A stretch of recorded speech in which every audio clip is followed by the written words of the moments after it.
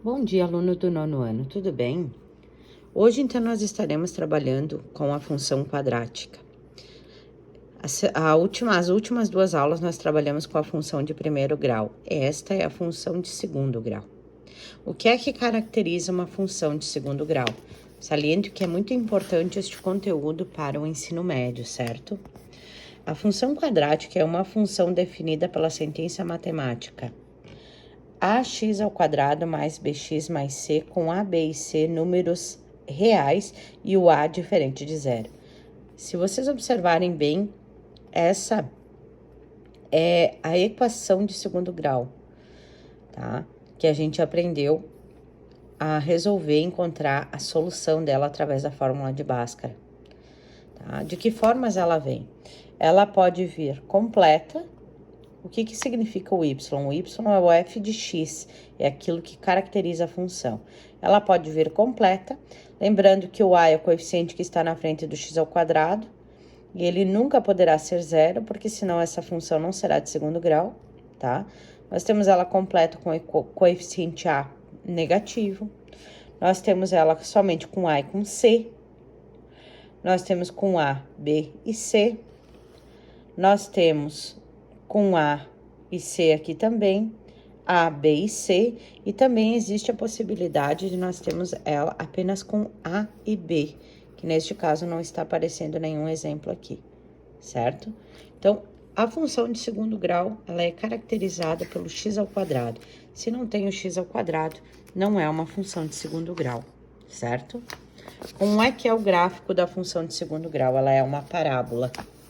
E aqui vem uma parte bastante importante. Por exemplo, a função que está sendo trabalhada aqui é a função y igual a x² menos 4.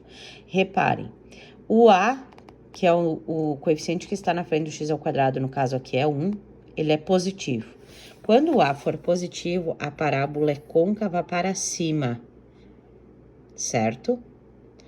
E as raízes, ou seja, a solução da fórmula de Bhaskara desta função são os pontos que cortam o eixo x, porque no gráfico este é o eixo x e este é o y. Este é o domínio e esta é a imagem. Então, quem domina é o x. O y é uma circunstância do x, certo? Então, o que quer dizer as raízes da função? Ou seja, para quando eu der 0 para o y aqui, se eu botar um 0 aqui, eu vou ter a fórmula de Bhaskara para resolver e eu vou encontrar que quando eu tenho 0 para y, eu vou ter menos 2 e 2 para x. Então, são duas raízes reais e distintas. Existem gráficos em que só tem um pontinho aqui no eixo e a concavidade passa ali, côncava para cima, e só tem ela tangencia, só tem um ponto que corta o eixo x, que tangencia o eixo x. Quando o a for negativo, ou seja, o número que está na frente da incógnita x² for negativo, ela é uma parábola côncava para baixo. Neste caso, a equação é menos x² mais 4x. E aí, a gente descobre que os zeros dessa função, se eu colocar o x em evidência, né? Vamos relembrar aqui. Se eu colocar o x em evidência, eu vou ter o quê? Menos x mais 4. Então, o que a gente faz quando a gente ia solucionar essa equação de segundo grau? A gente igualava isso aqui a 0 e isso aqui também a 0. Então, a gente resolvia essa equação de baixo, menos x igual a menos 4. Então, x igual a menos 4 dividido por 1, negativo, x igual a 4. Então, vejam só, ela tem x igual a 4 e x igual a 0, quando o y for 0. E olha lá no gráfico, que é justamente onde corta os dois pontos do eixo x. Quando o y for 0, x é 0 e x é 4, certo? Uma outra curiosidade, tá? Bem importante da... Por que eu tô dando essa... porque é uma pincelada, nós estamos no final do trimestre. Pincelada não, é uma explicação bastante importante para vocês que vão para o ensino médio, tá? A equação de segundo grau, o que que ela tem de importante? O que que a gente precisa saber? Os dois pontos que cortam o eixo X, que às vezes podem ser um só. Também temos que saber qual é o ponto que ele corta o eixo Y, porque veja bem, ela vem aqui, corta X, desce, corta Y, volta, corta X de novo. Então, ela está cortando o eixo Y no menos 4. Por que menos 4? Bom, veja bem, ela está cortando o Y sempre no C. E vejam que essa função, ela tem o A e tem o C, porém ela não tem o B, né? Então, olha só, onde ela tá cortando? Exatamente no ponto C. Aí você vai me dizer, e aqui o ponto C, então, é onde ele tá cortando o eixo Y, aqui é 0? Sim, observem, tem A, tem B, porém C é 0. Não tem C. Então, ela tá cortando exatamente Y em 0. E aí, como é que funciona a construção do gráfico da função se a gente não souber essas informações? Da mesma forma que a gente fazia a construção do gráfico da função de primeiro grau, a gente atribui valores para x, positivos e negativos, coloca esses valores no lugar do x e encontra os valores de y e encontra o ponto.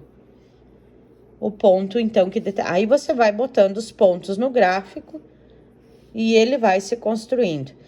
Daí você vai me dizer assim, então, para que essas informações que a prof deu, né? São duas formas de tu ver se o teu gráfico está sendo construído certo. Você atribui valores para o teu x, você substitui aqui no x, então, se x é menos 3 ao quadrado, 9. 9 menos 4, 5. Então, menos 3 e 5 é este ponto aqui. Atribui menos 2. Menos 2 ao quadrado, 4 menos 4, 0. Então, quando o x é menos 2, o y é 0. E aí, você vai montando seu gráfico. Quando você chegou ao final, você já tem a noção, olhando para a função, de como é que ela fica. Bom, ela é côncava para cima, porque o A é positivo. Ela corta o eixo Y em menos 4, porque esse é o termo C. Eu sei que se eu isolasse o 4 aqui, as raízes dessa função seriam a raiz quadrada positiva e negativa de 4, que é mais ou menos 2, que é onde corta. Então, você tem uma noção se o teu gráfico está certo. Dessa forma, se você chegar num concurso, se você for fazer uma prova, você vai ter uma ideia, ele vai te dar uma função, por exemplo, como essa, e ele vai te botar lá nas alternativas 5 gráficos e ele vai te dizer qual a função, qual é o gráfico que está definido nesta função aqui. Então, se você souber essas informações, você não vai precisar ficar desenhando o gráfico, você já mata a charada muito mais rápido do que o seu concorrente, certo? Então, dessa forma que a gente constrói o gráfico de uma função, tá? Aí, ele tá falando dos zeros das funções, aqui na página 265, que eu solicitei que vocês lessem. Ou seja, para mim determinar os zeros, que são as raízes da função, eu tenho que fazer o que na minha função? Igualar ela a zero e aplicar a fórmula de Bhaskara. Aí eu descubro. Lembrando, então, que os zeros da função é onde ela corta o eixo x. Sem desenhar essa função, eu já sei que essa função corta o eixo x nos pontos 1 e menos 1, 1 e menos 3 para x. Sei que ela corta o eixo y no menos 3. Sei que ela é côncava para cima, porque o meu x ao quadrado, o a ali na frente, é positivo. Então, eu já tenho ela delineada na minha cabeça, antes mesmo de construir o gráfico dela. Então, isso já é uma grande coisa. Outra coisa que a gente vai ver é como a gente encontra o ponto do vértice. O que é vértice, antes da gente ir para frente? O vértice é justamente o ponto de mínimo ou de máximo. Se ela for côncava para baixo, é o ponto máximo. Se ela for côncava para cima, é o ponto mínimo. Ou seja, quanto ela desceu. É a pontinha, né, dela. Que pode ser em cima, como pode ser embaixo. Tá? Então, isso é o x e o y do vértice. Como é que a gente descobre isso? Através de duas fórmulas que estão sendo delineadas para vocês aqui na página. Vamos ver aqui, traçando o gráfico de uma função quadrática, ponto de mínimo e de máximo. X do vértice e y do vértice, certo? Como que são essas fórmulas, né? Como é que a gente descobre qual é o x do vértice e o y do vértice? A fórmula do x do vértice é essa aqui, ó. E esta aqui é a fórmula Deixa eu ver onde é que tá aqui. X do vértice. Não está dando a fórmula do Y do vértice. Um pouco diferente daquela que eu conheço. Deixa eu ver onde é que ela tá aqui. Y do vértice. Depois que você encontrou o X do vértice, você substitui aqui e aqui, e você encontra o Y do vértice. Existe uma fórmula do Y do vértice que não está aqui, porém ela existe, tá? Que eu vou já dar a dica para vocês. Y do vértice é igual a menos delta sobre 4A.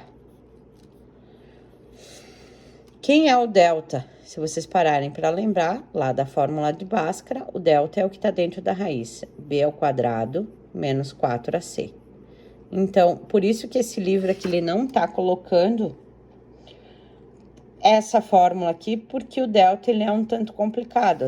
Eles acham mais vantajoso você descobrir o X do vértice, substituir ele na equação original aqui e aqui, e encontrar quem é o Y do vértice. Estão vendo? Ele tá fazendo isso, mas existe uma fórmula para o Y do vértice, que é menos delta sobre 4A, tá? Então, esse a gente chama de ponto mínimo ou de ponto máximo. Aí você vai me dizer assim, mas quando que é ponto mínimo, prof? Como eu disse, quando ela é côncava para cima, como é o caso dessa aqui, porque o A dela é positivo, ela é côncava para cima, então ela tem um ponto de mínimo. Neste caso, vamos ver aqui, ponto de mínimo. Aqui, nós temos, então, essa aqui é negativa. Então, se ela é negativa, ela é côncava para baixo. Então, ela tem um ponto de máximo, que é onde ela sobe mais. Então, essa aqui é um ponto de máximo e a de cima é um ponto de mínimo, tá? É a diferença das duas, ó. Olha, tem ponto de mínimo ou ponto de máximo? Ó, é ponto de máximo. Por quê? Porque ela é côncava para baixo, então ela tem um máximo, é onde ela mais sobe, certo? Então, também é bem importante para quando você quer encontrar o vértice da sua função, como é o caso aqui, ó. Essa é uma função côncava para baixo, esta é a lei da função. A gente quer descobrir quem que é o vértice. Vejam que ela não tá cortando o eixo X, essa aqui, ó, estão vendo? E que tipo de função é essa? Vou contar para vocês. Essa aqui é aquela função quando a gente fazia a fórmula de Bhaskara e dentro da raiz quadrada dava um número negativo e a gente dizia que a função não tinha raízes reais. Lembram? Então, este aqui é um tipo de gráfico não tá cortando o eixo X. Por quê? Porque ele não tem raízes, essa função. Tu vai fazer a fórmula de Bhaskara e o valor que tá dentro lá da raiz dá um valor negativo, tá? Então, também tem esse tipo de caso. Aqui, ela é côncava para cima, porque o A aqui na frente do X é positivo. Ela está passando por menos 3 aqui. Ela tem duas raízes, então, se você fizer a fórmula de Bhaskara, você vai encontrar aqueles valores ali.